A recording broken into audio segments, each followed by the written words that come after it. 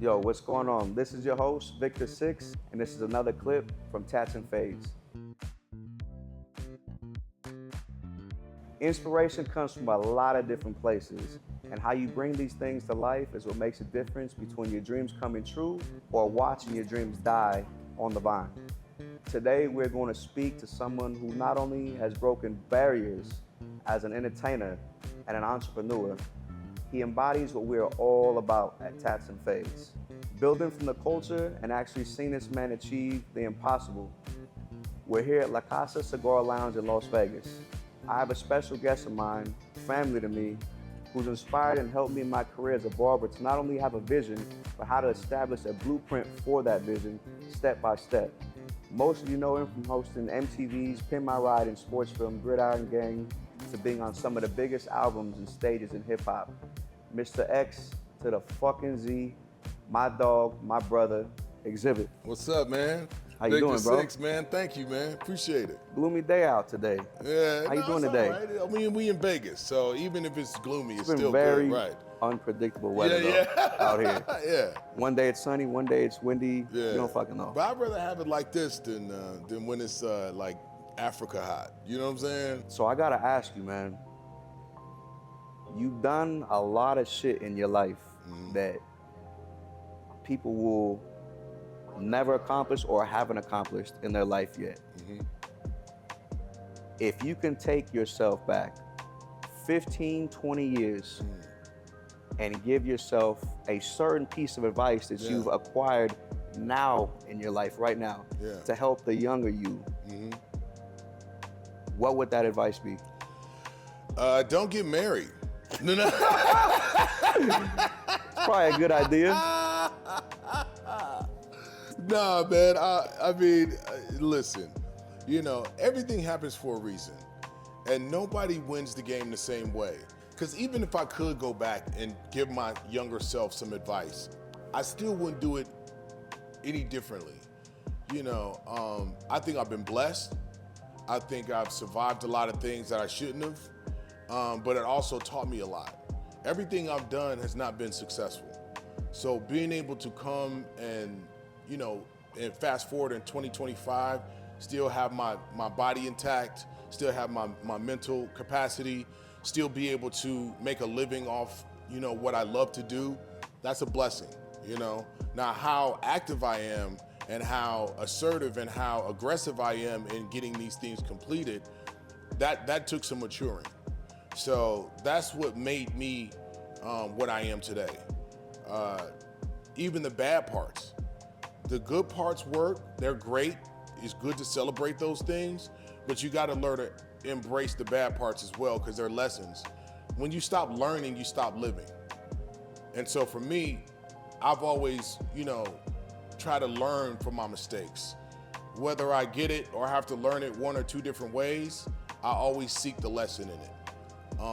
And that's basically how I would deal with that. I would go back and, you know, tell my younger self not to hang around certain people. Yes. You know, but that's part of it. Thing. But that's part of it, you know, and how you get up from that and change your behavior. See, that's another thing. We may know the lesson over and over. We may hear the lesson over and over, but until you are ready personally to take that step and change your behavior and change your environment, you're always going to be stuck in that rut. So, you know, there's a line on my album, you know, are you ready to reveal your true self to the masses? Can you reveal to the truth? Can you fix the problem when that problem is you? You know what I'm saying? Yeah. So you always have to, you know, look introverted. You have to look inside yourself and know, are you sick of getting ran over by the stupid train? You know what I'm saying? Are you sick of getting, you know, the same results over and over and over and thinking that it's gonna change just because you try it again but don't change anything about yourself? Probably not. Yeah, it probably won't. At this point in your career, you've accomplished so much. Is success even an adjective in your archive, or have you passed that in your eyes because of where you're at in life? You always want to be successful in all your endeavors. Always. I mean, that's the goal, right? Nobody wants to start something and fail. What you have to do for everybody is different. You have to define what the word success means to you. Define what does success look like to you? Because what you don't want to do is get into a place where you're comparing how green your grass is compared to somebody else that you're looking To at. the next guy. Right? So you always want to define the word success and what does that mean to you? And how I define success is like I have to give things time to work. A lot of people, especially now, they want this immediate gratification. They think life is like Instagram posts or stories or TikTok. Shit don't happen that fast. So what you have to do is you have to define your word success, and then you have to roll out a plan. Yeah, like I do my things in 5-year intervals. I do 5-year plans. First year is building, second year is execution, third is reinvesting, fourth is actually, seeing it come out and turning into a profit, and the fifth year is usually successful, right? So give yourself some time to succeed. Don't think it's gonna happen overnight. And I think there's a lot lost in that. A lot of people want it now. But if you actually work hard and you see things and you build something from the ground up, you appreciate it more. Right? So give yourself some runway. Give yourself a time. A plane just don't jump up in the air and then take off. Nah. Right? It has to have a runway. It has to gain speed. It has to gain momentum. Same thing with an idea. Same thing with a brand. You got to give yourself some runway in order to get out there and actually take flight. Maybe somebody around the world, I'm sure people look up to you that you don't even know about, that you are in their everyday life when they're out in the streets making their moves, a 9 to 5, clocking in, and you're in the back of their mind saying, I watched this guy's journey from early 20s to where you're currently at right now in your life. What piece of information, knowledge would you instill in them?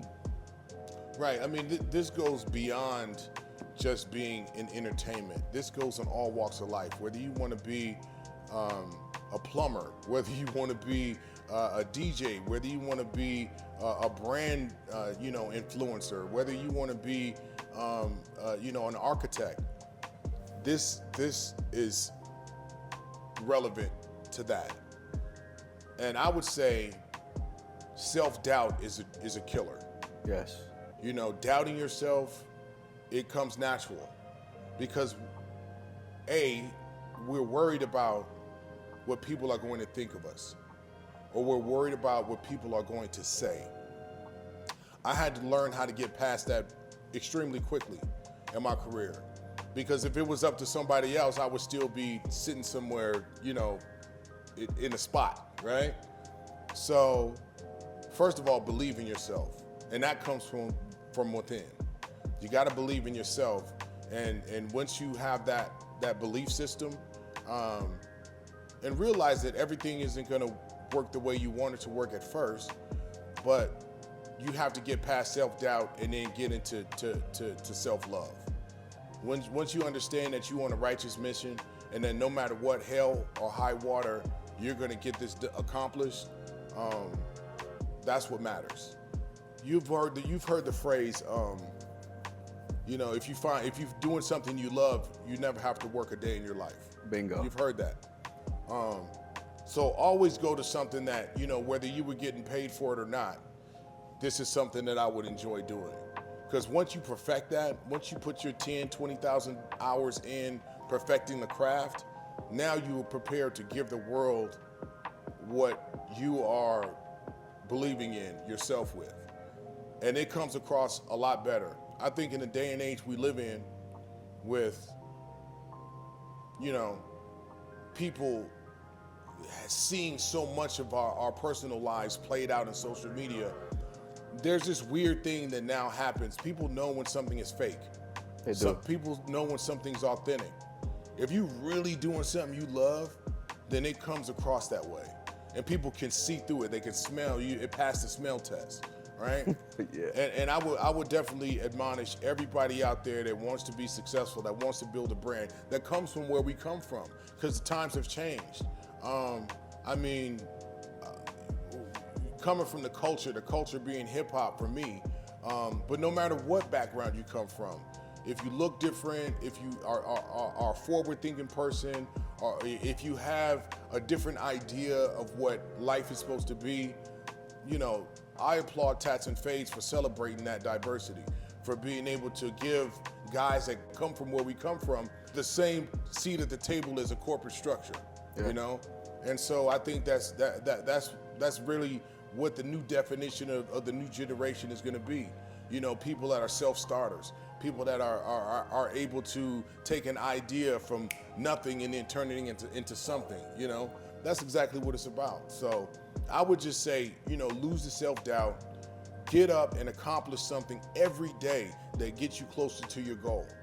It doesn't have to be a mile, it doesn't have to be 10 miles, it doesn't have to be everything, but just as long as you take another step every day towards where you're gonna go, no matter how small that step is, at least you're still going in the right direction. Right. So through your journey, your trials, your tribulations from 18 to your current age right now, what got you to this? Not having a plan B. It has to work. It has to work. I came from the block, you know. When I was a youngster, you know, being on the block, trying to hustle was the thing to do, you know. I was doing a lot of things that jeopardized my freedom, jeopardized my life. I was violent. I was being violent. People were being violent to me. It could have been a lot different. So I think that once I made that decision, I'm not gonna die here. I can do something better, and listening to that voice and not being dragged back, you know, into doing what I was doing, because what I was choosing to do now was harder than what I was doing. Then yeah, it was easy. I could have easily went back and, you know, copped something and flipped something and did this and did that. And that would have been easy. It would have been convenient. But what I was asking for was bigger than that. So I dealt with not having. I dealt with suffering. Whereas, you know, before I could just get anything I wanted when I wanted it. But the risk versus reward, you had to look at that. You know, yeah, I could buy some cross-colored clothes and a bunch of 40s and drive around in a nice car, and, you know, have cash in my pocket, but was it generational wealth? Was it something that somebody could easily come and take from me, whether law enforcement or somebody else that, you know, was more violent at the moment? Or can I create something or be patient enough to get something and get somewhere where nobody on this planet could take from me? You know what I'm saying? Yeah. You got to be able to deal with the time factor and deal with the patience of getting where you want to go, as opposed to just being, you know, immediate gratification somewhere that's easy but still dangerous to your life. So not having a plan B, this has to work no matter what. Hell or high water, I'm gonna get this done. That's dope. A movie star, a rap icon, and for those that don't know, your album KINGMAKER is dropping this month. Yeah. What's next? Well, you know, for right now, getting this record out is really important. I haven't put a record out since 2012. So me putting this record out, first of all, I made this album for me. I couldn't leave. It's got a different sound to it. Yeah, I couldn't like leave. this one. Yeah, thank you. I like man. them all, but Yeah, this is the one where it's gonna fuck the streets up. Yeah, I think people haven't heard me this confident, this strong. I mean, people have heard me aggressive, but not a lot of people have heard me use my voice in this manner. And not just, you know, not just the inflection of it or how, you know, the tone of it. This is about finding my voice, knowing what I'm supposed to say, how I'm supposed to say it, and in the most entertaining way possible. So getting KINGMAKER out is a big deal for me. I feel like it's my most cohesive body of work, and I feel like being able to get this out in 2025 after putting out so many other projects, it feels really good because this is the first album I feel like everything from the first note to the last note is exactly the way I want it, right? Yeah. I can't say that about my other projects. There's always something I feel like I could fix or do better, but this one is striking all the way down from top to bottom. And going out next, I'm gonna do a lot of touring. I'm gonna go to Europe. I'm gonna go to, I've seen that. I'm gonna do a lot of like tours here, a lot of shows here in the U.S. Just really going out and touching my audience, not just through the algorithm. That's one part of it, but I think artists like myself that have built up such a following, you have to go out and see them. They have to see how strong you are and still passionate about what this thing of ours is. 2012, you said, was your last album that you made. From 2012 to 2025, why the long wait for your fans, and what inspiration within those years led you to believe this is the one, it's different? Right. I think the long thing, first of all, I have to be inspired. I just can't just do music just to do music, because then it takes the joy out of it. It takes the real integrity out of it if you're just making songs to be making songs. Now, I could easily go in the studio and do a whole bunch of butt slapping, gun clapping,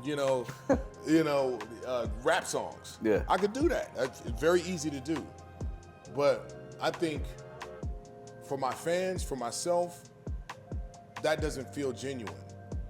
I've been through too much to not share my experience. And the best way I express myself is through music. So when I didn't feel the music, or I didn't feel as strong as I should have, then I had alternative. I was able to go do Empire for 3 years in Chicago. I was on 3 seasons of that. And then I went, and I started other businesses in California, on the cannabis side, which to me, building businesses outside of music, it gives me the same gratification as building a song or an album. Watching things grow from the bottom up, figuring out, how things work. When I was a kid, I used to get in trouble a lot because they didn't let us watch TV and all that stuff, and they would always make us, both my parents were educators, so whenever I asked them a question, they made me go look it up in an encyclopedia. So I'll stop asking my parents questions. and then I would get in trouble a lot because I would take things apart and then put them back together. Like I took apart the toaster. Like some Bill Gates shit. Yeah, because I wanted to see how it worked. Or I take apart a radio and take it, completely apart and then put it back together. You know what I'm saying? Like, there was a couple screws and stuff left over after I got, but it fucking worked. Yeah, it worked. So I was always intrigued by figuring out. So now, fast forward, in high school, I wanted to be an architect. So that kind of thing transferred into the way I look at music and the way that I look at building things. You got to take it apart and know what it is. Experience to me is knowing exactly who to fire, right? So if you know everybody's job, role, and responsibility, and you know exactly what's supposed to be happening at every aspect of the business, and something starts failing, you know exactly what the issue is. And you find that person and pluck them out. Speed to acknowledgement is what can make or break your business, right? So that's why I like to learn every aspect of it, even in the cannabis side of things. I did everything from design, packaging, to, mission statements, to strategies, marketing strategies, to actually where, the product is placed in the stores. Paying attention to detail, not leaving things up to chance. Over analyzing what's supposed to happen and having a clear path to success that you can follow and that everybody else around you understands as well is what makes it happen. So, I lived like that. So when it came to the 12-year gap, I just don't throw things out there that I can't believe, that I don't believe in and I can't stand behind. So no, I'm not just gonna put records out there just because I ain't put a record out in a minute. it wasn't until I found my voice, I found my message, and I knew exactly what I wanted to say when it was like, okay, now I can hit this thing right on the target. You know what I'm saying? That one conversation. You know, it don't take no machine gun to kill somebody. All you need is one. One good shot. One good shot. KINGMAKER, in some interviews that you've done, you've announced to your fans that this may be the final chapter, your last album. Mm-hmm. Why? I don't know, man. You know, to be totally honest, I spent a lot of time building XZIBIT, the brand. You know, I was 19, 20 years old when I got signed. At the same time, I became a father. My youngest son was born a month or 2 months before I got signed to a record label. That was a close call. I didn't have no idea how I was gonna feed him, right? So my life changed dramatically in my 20s. Now, I spent a lot of time touring. He was 2 years old. You know, when I started going out, it started like touring the world. I spent a lot of time away from family and away from my real life, right? Alvin, you know, my home. And I love what hip hop has done for my life, but I'm in a position now where I won't let hip hop take my life. So when I say it may be my last album, who knows? You know, the way this album is rolling out, everybody's saying this ain't your last album. You got a couple more in the chamber. Right, but I think maturity and understanding that time is all we actually have. I want to spend my time wisely. So I want to be able to be around the people I love, the people that I take care of, the people that take care of me, and be present. I think that after all the things that I've accomplished and all the things I want to accomplish, there has to be a balance. There has to be a balance of being driven towards your goal and not being driven by your goal. You know what I'm saying? You got to take time to smell the roses, to know the forest from the trees, and take a breath here and there. Nobody's telling you to sit down or stop, but I think now, you know, when you start having kids, or or Tati start having kids. Nah. Or, you know what I'm saying? Well, never say never. You know, as long as you out there slinging your tallywhacker, that motherfucker, that man may jump off on you. We still got that bet we talked about, where you said it's gonna happen. Yeah. It's gonna hit. It's gonna hit you like a ton of bricks. You know, but listen. Everything happens in divine timing, right? Yes. And the universe doesn't open doors that you're not ready for. So. I think that's what it is. So to answer your question, after I go out and tour this album, after I go out and make this album happen, I'll make that decision when I get to it, right? But right now, I'm not gonna say yes or no, whether it's my last album. It depends on how I feel. But one thing you will know is that I am going to take time to be present for my friends and family. Whereas before, I was so driven on making it. Yeah. That everything took a back seat. I can't do that anymore, right? I have to have a healthy balance of work and being present for my people. It's an honor and privilege to not only be in your presence, bro, but to be part of your life, your journey. Yeah. And thank you for coming out, for giving me the time to be on Tats and Fades. Yeah. This is special. I appreciate this. Yeah, I'm glad I was one of the first guests, man. I think what you're building right here is new, is needed. There's not a voice for people that enjoy high fashion, the finer things in life, but come from where we come from and want to get it and want to get it the real way. You know what I'm saying? Like elbow grease and grind. Like there's nothing wrong with that. one of my biggest fears as a father, and I think this translates out to people in general. One of my biggest fears is leaving this earth and not having my children be able to survive without, you know, having some kind of drive in them, or being able to, you know, survive without being somebody's fucking back pocket or whatever, you know, believing in themselves. And so that's what I want to instill in that. You know, it's possible, right? Nobody wins the game the same way, man. So, you know, this platform is going to be a great way for you to kind of get people from all walks of life to be able to come in, sit down with you, get their perspective on what made them successful, and then to be a celebration of the things that we love on a daily basis, which is the culture. You know what I'm saying? Keep going for the culture. Keep your focus on that. You know, you got your pulse on what's trending, what's dope. You know, you have your own taste on things. Let that go to the world, man. You know, everybody ain't got to be an athlete or a rapper. You know, sometimes you can just be a solid motherfucker, and that's what we got. Appreciate you, man. Come on, man. Thank you. All right, yeah. That was my man XZIBIT. I hope you guys got some useful game out of that. Appreciate you guys watching. Don't forget to like, comment, subscribe, all that good shit. Stay tuned for what's next on Tats and Fades.